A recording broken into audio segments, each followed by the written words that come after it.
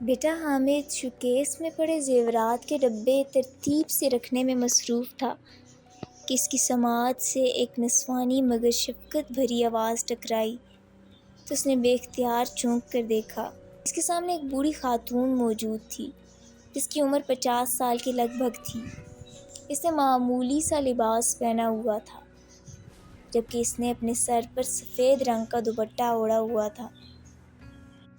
حامد صرافہ بازار میں سونے کے زیورات کی خرید و فروخت کرنے والی ایک دکان پر ملازم تھا اور اسے وہاں ملازمت کرتے ہوئے 3 سال ہو گئے تھے۔ دکان کے مالک کا نام ملک اقبال تھا اور وہ عمر رسیدہ شخص تھے۔ وہ بے حد اچھے اور جہاندیدہ انسان تھے۔ وہ حامد کی ایمانداری اور شرافت سے بے حد متاثر تھے۔ 3 سال کے عرصے میں حامد نے کبھی غبن نہیں کیا تھا اور نہ ہی سونے کا ایک ٹکڑا تک چوری کیا تھا۔ یہی وجہ تھی کہ ملک اقبال نے دکان کی چابیاں حامد کو دے رکھی تھیں۔ اس لیے حامد صبح 9 بجے دکان کھول دیتا تھا۔ دکان کھولنے کے بعد وہ دکان کی صفائی ستھرائی کرتا اور زیورات کے ڈبے ترتیب سے رکھتا تھا۔ ملک حسنین تقریباً 11 بجے ہی دکان پر آتے تھے۔ ان کی دکان پر آنے سے پہلے اگر کوئی گاہک آتا تھا تو حامد اسے ڈیل کرتا تھا۔ یہی وجہ تھی کہ بوڑھی عورت کو دیکھ کر حامد یہی سمجھا تھا کہ وہ گاہک ہے اور زیور خریدنے آئی ہے۔ جی آنٹی فرمائیں، کس طرح میں آپ کی مدد کر سکتا ہوں؟ بوڑھی خاتون بولیں، بیٹا میں نے تم سے بات کرنی ہے، کیا تم مجھ سے تھوڑی دیر کے لیے بات کر سکتے ہو؟ حامد چونکا، مجھ سے؟ آپ نے کیا بات کرنی ہے؟ بیٹا بات زیادہ خاص تو نہیں ہے اور ہو سکتا ہے کہ تمہیں عجیب بھی لگے۔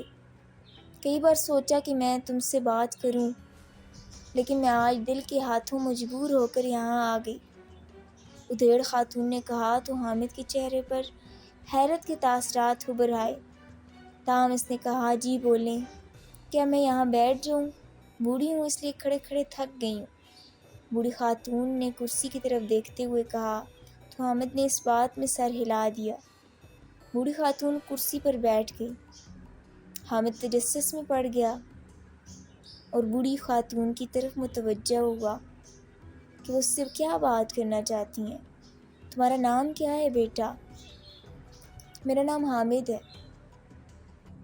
یہ کہہ کر وہ خاموش ہوئیں اور توقف کے بعد بولیں، بات یہ ہے کہ تمہاری شکل میرے مرحوم بیٹے سے بہت ملتی ہے، بلکہ یہ کہا جائے کہ تم ہو بہو میرے بیٹے کے ہم شکل ہو تو کوئی شبہ نہیں ہے۔ حامد خاموش رہا۔ بوڑھی خاتون دوبارہ گویا ہوئیں، اس کا نام فاروق تھا۔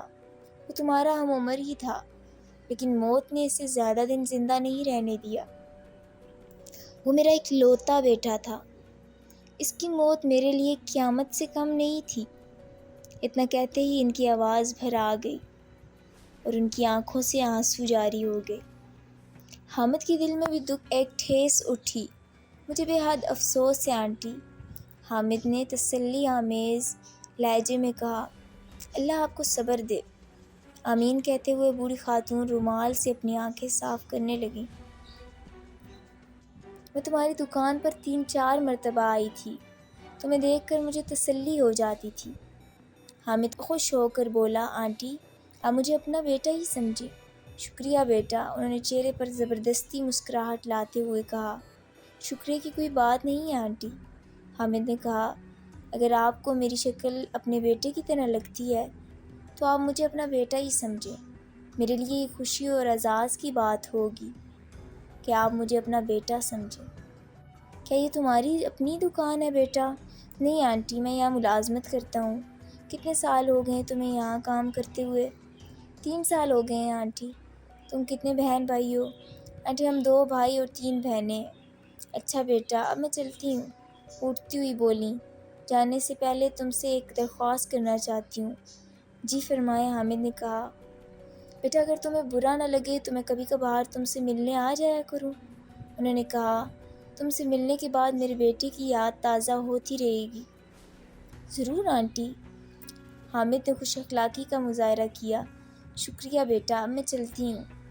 معاف کیجیے گا آنٹی، میں نے آپ سے کھانے پینے کا کچھ بھی نہیں پوچھا۔ کیا کھائیں گی آپ؟ کوئی بات نہیں بیٹا، مسکرائیں، اب تو آنا جانا لگا رہے گا، پھر کچھ کھا پی لوں گی۔ یہ ٹھیک ہے۔ پھر بوڑھی خاتون وہاں سے چلی گئیں اور حامد اپنے کام میں مصروف ہو گیا۔ وقت گزرنے کے ساتھ ساتھ بوڑھی خاتون اس سے ملنے آتی رہیں۔ وہ جب بھی آتیں تو حامد تو ان سے مل کر بے حد خوش ہوتا اور ان کی خوب خاطر مدارت کرتا۔ وہ اب انہیں آنٹی کی بجائے اماں جی کہہ کر پکارتا تھا، کیونکہ انہوں نے ہی حامد سے اصرار کیا تھا کہ وہ انہیں آنٹی کے بجائے اماں جی کہہ کر پکارا کرے۔ وہ حامد سے ملنے اس وقت آتی تھیں جب حامد دکان پر اکیلا ہوتا تھا، کیونکہ حامد نے اماں جی کو اپنے مالک ملک اقبال کے گھر جانے کا وقت بتایا ہوا تھا۔ وہ تھوڑی دیر اس کے پاس بیٹھ کر چلی جاتی تھی۔ حامد بھی ان سے بے حد مانوس ہو چکا تھا اور اس نے ان کے گھر بھی جانا شروع کر دیا۔ ان کا گھر شہر کے پوش علاقے میں تھا۔ ان کی 2 بیٹیاں تھیں۔ بڑی بیٹی کا نام مہوش تھا جبکہ چھوٹی کا نام لائبہ تھا۔ وہ حامد سے 2 سال چھوٹی تھی۔ بقول اماں جی کے ان کے شوہر سرکاری ملازم تھے اور انہیں فوت ہوئے 10 سال ہو گئے تھے، اور وہ تینوں ماں بیٹیاں ان کے پنشن پر گزارا کر رہی تھیں۔ اماں جی نے بتایا تھا کہ مہوش نے BA کیا ہوا ہے اور اس کے چچا زاد سے رشتہ طے ہو چکا ہے۔ 3 ماہ بعد اس کی شادی تھی، جبکہ لائبہ نے FA کیا ہوا تھا۔ وہ ان دنوں نوکری کی تلاش میں ہے۔ لائبہ بے حد حسین اور خوبصورت لڑکی تھی۔ اس کے چہرے کی معصومیت دل موہ لینے والی تھی۔ یہی وجہ تھی کہ حامد بھی اس سے مل کر بے حد متاثر ہوا۔ اماں جی نے بتایا تھا کہ لائبہ کا رشتہ ابھی طے نہیں ہوا۔ پھر تو حامد کا اماں جی کے گھر آنا جانا شروع ہو گیا۔ وہ ہر دوسرے تیسرے دن اماں جی کے گھر آ جاتا۔ وہ کبھی خالی ہاتھ نہ آتا، کبھی فروٹ تو کبھی دہی بھلے لے کر آتا تھا۔ دراصل حامد کے دل کو لائبہ بھا گئی تھی۔ اس کی منموہنی صورت پر مر مٹا تھا۔ اس نے کئی بار اماں جی سے کہا کہ وہ ان کے گھر آئیں، اور اماں جی ہر بار یہی کہتی تھیں کہ اس کے گھر ضرور آئیں گی، لیکن 2 ماہ گزر گئے تھے، وہ حامد کے گھر نہیں آئی تھی۔ ایک روز شام کے وقت حامد اپنی دکان پر موجود تھا۔ اس کا مالک اپنے ضروری کام کے سلسلے میں شہر سے باہر گیا ہوا تھا اور 2 دن بعد اس کی واپسی تھی۔ حامد ایک گاہک کو نپٹا کر جیسے ہی فارغ ہوا تو اماں جی وہاں آ گئیں۔ ان کے ساتھ لائبہ بھی تھی۔ حامد لائبہ کو دیکھ کر خوش ہو گیا، جیسے اس پر سرشاری کی سی کیفیت طاری ہو گئی۔ لائبہ پہلی بار دکان پہ آئی تھی۔ حامد بیٹا جوس پینے کے بعد اماں جی خالی گلاس قریب پڑی میز پر رکھتے ہوئے حامد سے گویا ہوئیں، فرمائیں اماں جی۔ حامد ان کی طرف جی جان سے متوجہ ہوا۔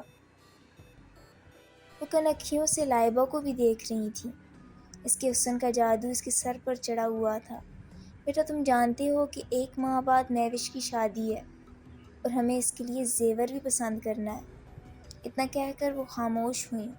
جی اماں جی، آپ مہوش کو لے آئیں، وہ ڈیزائن پسند کر لے تو میں اپنے مالک سے کہہ کر رعایتاً زیور بنوا دیتا ہوں۔ حامد نے کہا، وہ نہیں آ سکتی بیٹا۔ کیوں، اس سے کیا ہو گیا ہے؟ حامد چونکا۔ رات وہ سیڑھیاں اترتے ہوئے گر گئی تھی۔ اماں جی نے بتایا اس کے پیر میں موچ آ گئی تھی، اس لیے وہ اب بستر پر پڑی ہے۔ اوہو، حامد نے تعصب بھرے لہجے میں کہا۔ کوئی بات نہیں اماں جی، میں آپ کو زیورات کی ڈیزائن والی کتاب دے دیتا ہوں، آپ مہوش باجی کو دکھا دیں، وہ ڈیزائن پسند کر لیں، حامد نے کہا اور دراز سے ایک کتاب نکال کر ان کی طرف بڑھا دی۔ بیٹا کتاب دیکھنے میں ڈیزائن کیسے واضح دکھائی دے گا؟ اماں جی نے کہا، تم نئے ڈیزائن والے چند زیورات دے دو، شام کو آؤ گے تو لیتے جانا، اس طرح مہوش زیورات بھی پسند کر لے گی۔ ٹھیک ہے اماں جی۔ حامد کتاب واپس دراز میں رکھتے ہوئے بولا، اور پھر اس نے سرخ کور والے ڈبوں میں نئے ڈیزائن شدہ زیورات پیک کر کے اماں جی کو دے دیے۔ شکریہ بیٹا، اماں جی نے مسکراتے ہوئے کہا تو حامد بھی مسکرا دیا۔ تھوڑی دیر کے بعد دونوں ماں بیٹی وہاں سے چلی گئیں اور حامد لائبہ کے بارے میں سوچنے لگا۔ اسے لائبہ سے محبت ہو گئی تھی اور وہ سوچ رہا تھا کہ مہوش کی شادی کے بعد وہ اپنے گھر والوں سے لائبہ کے بارے میں بات کرے، انہیں اماں جی کے گھر بھیجے گا، پھر وہ چشمے تصور میں لائبہ کو اپنی دلہن بنے دیکھ رہا تھا۔ شام کو دکان بند کر کے حامد نے ایک ریڑھی والے سے فروٹس خریدے اور پھر وہ اماں جی کے گھر کی طرف بڑھ گیا۔ اس کے پاس اپنے موٹر بائیک تھی۔ 20 منٹ کے بعد جب وہ اماں جی کے گھر کے دروازے پر پہنچا تو حیران رہ گیا، کیونکہ دروازے پر تالا لگا ہوا تھا اور دروازے کی دائیں دیوار پر "یہ مکان کرائے کے لیے خالی ہے" کا بورڈ آویزاں تھا۔ اماں جی نے تو اسے بتایا ہی نہیں تھا کہ وہ کرائے کے مکان میں رہتے ہیں۔ اس نے پتلون کی جیب سے اپنا سیل فون نکالا اور اماں جی کو کال کرنے لگا، لیکن دوسری طرف سے نمبر بند ملا۔ اس نے وہاں قریبی لوگوں سے پوچھا تو اس نے کہا یہاں پر تو کوئی بوڑھی نہیں رہتی تھی، پتہ نہیں کتنے سال سے یہ مکان کرائے کے لیے خالی ہے۔ وہ کہاں گئی ہے میں نہیں جانتا تھا، اور وہ کون تھی جس کے بارے میں محلے والا کوئی بھی نہیں جانتا تھا۔ کسی بوڑھے نے بتایا کہ بہت عرصے پہلے یہاں ایک بوڑھی رہتی تھی جس کا تو انتقال ہو گیا، اور اس کی بیٹیوں کی تو شادی ہو گئی اور وہ دور دور گھروں میں جا کر بس گئی۔ بوڑھے شخص سے کہا کہ نہیں، یہاں کوئی رہتا تھا۔ تو انہوں نے غصے سے بولا تم ہی اس کے گھر جاتے تھے، لہٰذا تمہیں ہی معلوم ہوگا کہ وہ اپنی بیٹیوں کے ساتھ یہاں رہتی تھی اور کہاں گئی۔ حامد کو اپنا دماغ چکراتا اور آنکھوں کے سامنے اندھیرا چھاتا محسوس ہوا۔ وہ سمجھ گیا کہ اس کے ساتھ فراڈ ہو چکا ہے۔ اب انہیں کہاں ڈھونڈے؟ حامد کو کچھ سمجھ نہیں آ رہا تھا اور وہ اپنے اعتبار پہ سخت شرمندہ تھا۔